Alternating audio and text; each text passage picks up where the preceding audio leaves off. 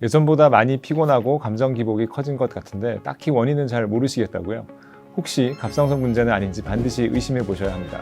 어떤 경우에 갑상선 기능 항진증을 의심해야 하는지, 그리고 갑상선 기능 항진증은 어떻게 치료하는지 말씀드리겠습니다.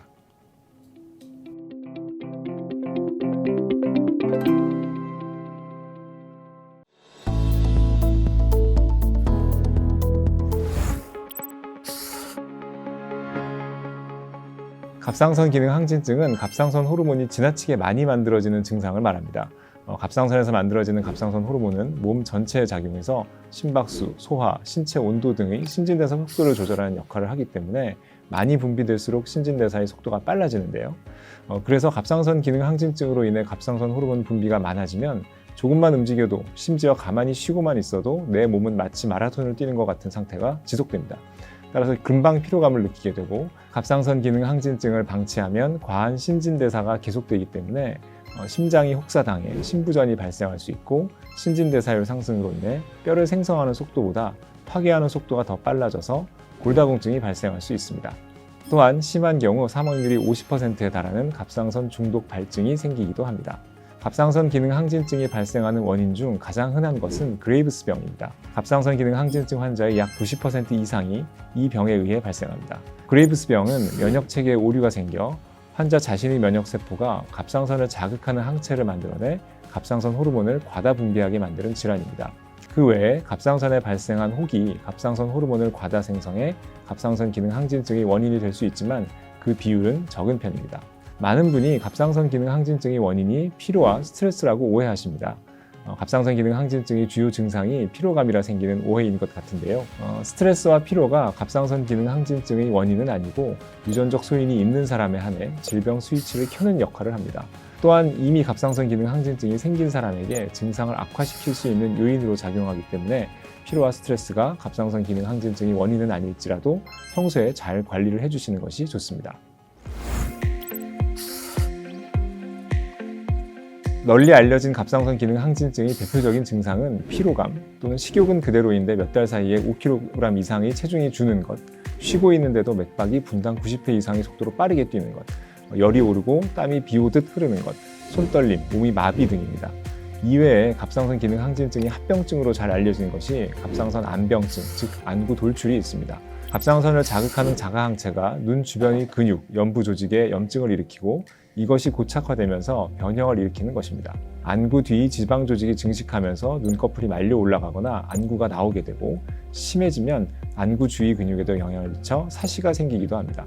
하지만 육안으로 보일 만큼 안구 돌출이 나타나는 경우는 해외에서는 약 20-30%, 한국에서는 약 15% 정도로 모든 환자에서 나타나지는 않습니다. 갑상선 기능 항진증의 대표적인 증상들을 모아놓은 갑상선 기능 항진증 자가진단표를 참고하시면 더 정확히 본인의 증상을 파악하는 데 도움이 될 수 있습니다.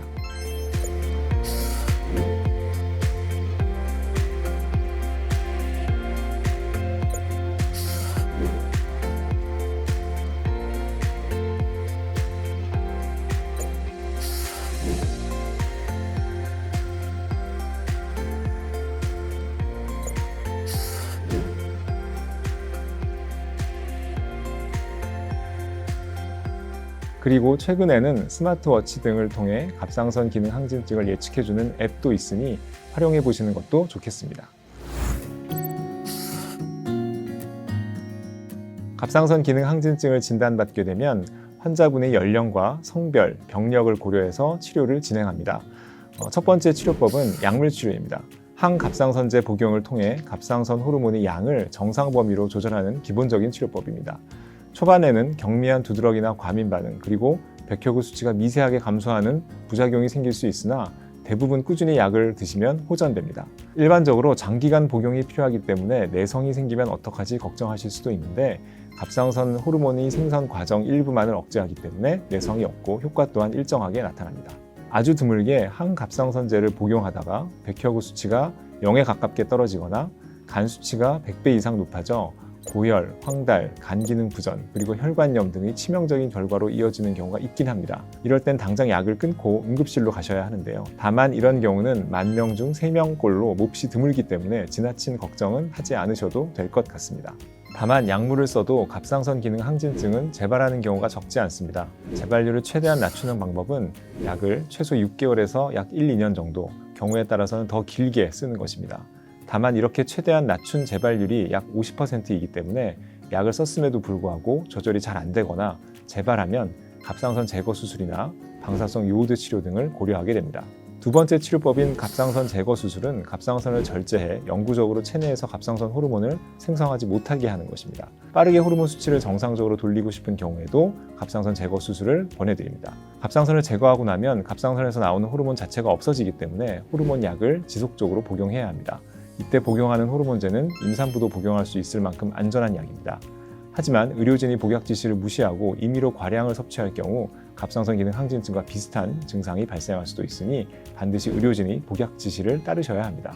세 번째 치료법은 방사성 요오드 치료입니다. 방사성 요오드 치료는 적은 용량의 방사선으로 체내 갑상선을 부분적으로 파괴하는 치료법입니다. 갑상선 기능을 저하시켜 갑상선 호르몬의 생성량을 낮추는 것이죠. 갑상선 제거 수술은 전신 마취를 하기 때문에 반드시 수술을 해야 하는 경우가 아니라면 방사성 요오드 치료를 먼저 고려할 수 있습니다.